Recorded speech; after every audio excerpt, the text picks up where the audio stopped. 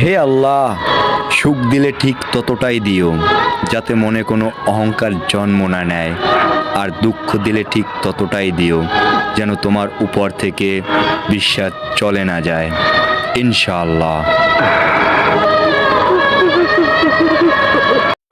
যে আল্লাহ রাতের পর সকাল দিতে পারে, ওই আল্লাহ কি আপনাকে কষ্টের পর সুখ দিতে পারে না?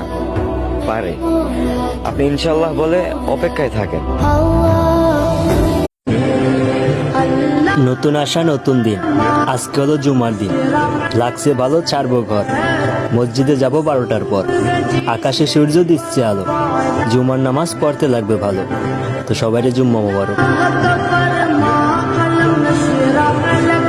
জুমার দিন সকালবেলা ফজরের নামাজের পর থেকে ফেরেশতারা যতগুলো মসজিদে জুমা অনুষ্ঠিত হয় ওই মসজিদে ঢোকার প্রতিটা দরজার মধ্যে দাঁড়িয়ে থাকে